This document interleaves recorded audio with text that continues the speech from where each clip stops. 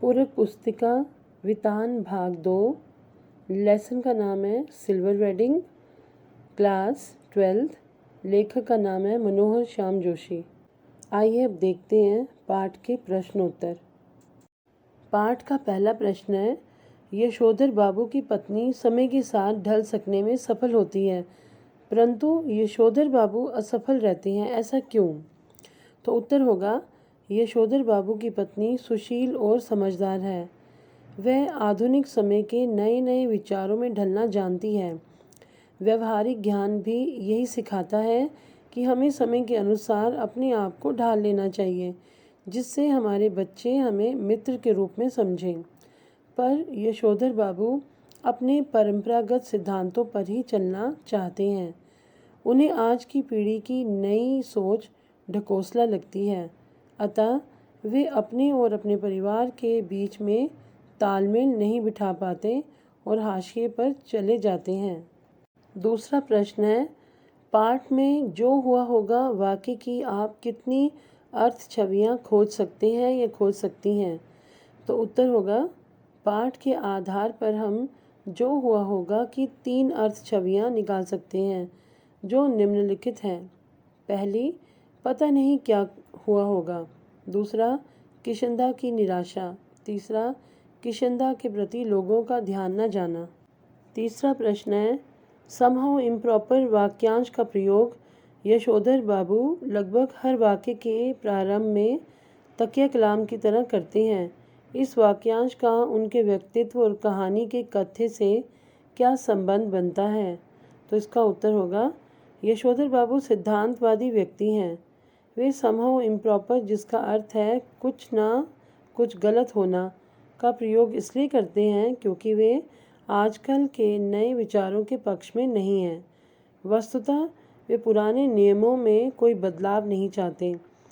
वे अपना तकिया कलाम somehow improper बोलकर नए युग का विरोध करना चाहते हैं।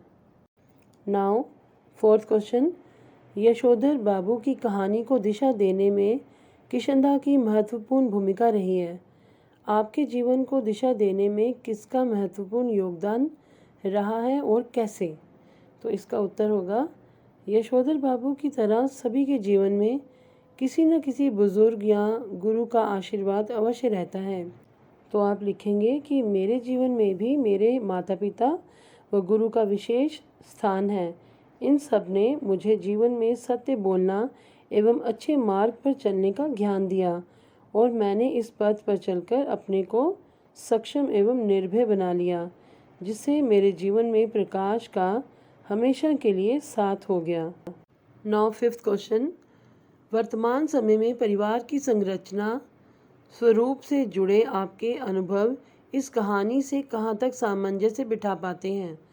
तो उत्तर होगा, वर्तमान समय में नई पीढ़ी और पुरानी पीढ़ी के विचारों को लेकर बहुत ज़्यादा मतभेद हो गया है। सिद्धांत और व्यवहार की खाई दिनों दिन बढ़ती जा रही है। इसी कारण से संयुक्त परिवार बिखरे से दिखाई दे रहे हैं। यशोधर बाबू भी पुरानी सोच रखते हैं। वे भी अपने आप को नहीं बदल सके और बदलते समय को देखकर परेशान से रहते हैं। उनकी ये परेशानी निरर्थक है, क्योंकि परिवर्तन संसार का नियम है। व्यक्ति को समय के अनुसार अपने आप को बदल लेना चाहिए। इस कहानी में वर्तमान समय के परिवार की संरचना और स्वरूप को अच्छे ढंग से प्रस्तुत किया गया है। 6th क्वेश्चन है, निम्नलिखित में से किसे आप कहानी की मूल संवेदना कहेंगे या कहेंगी और क्यों? हाशिए पर धकेले जाते मानवीय मूल्य, पीढ़ी का अंतरकाल, पाश्चात्य संस्कृति का प्रभाव। प्रश्न में कहेंगे कहेंगी के बीच में स्लैश आएगा। इसके बाद उत्तर देख लेते हैं। इस कहानी की मूल संवेदना पीढ़ी के अंतरकाल संबंधी है, क्योंकि पश्चिम के अंधानुकरण के कारण, मतलब कि अंधाधुंध उस तरफ आंखें बंद करके सिर्फ पश्चिमी सभ्यता को अपनाना, उसके कारण मानवीय मूल्य समाप्त होते जा रहे हैं।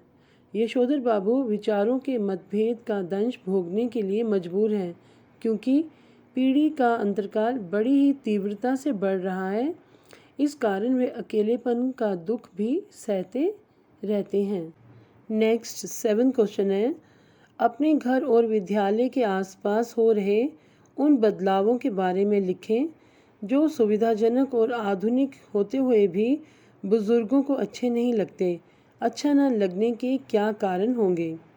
तो इसका उत्तर होगा, आधुनिक युग ने मनुष्य को अनेक प्रकार की सुविधाएं जैसे मोबाइल, इंटरनेट व दुपहिया या 4 पहिया वाहन प्रदान किए हैं, परंतु इन सुविधाओं का प्रयोग समझबूझ के साथ ना करने के कारण ही बड़े बुजुर्गों को आपत्ति होती है। दुपहिया वाहन पर लड़के लड़कियां ऐसे तेज़ भागते हैं जैसे उनके पीछे मृत्यु ही दौड़ रही हो। मोबाइल पर बातें करते हुए उन्हें कहाँ चलना है, किससे कैसे बात करनी है, इसका कोई ध्यान नहीं रहता है।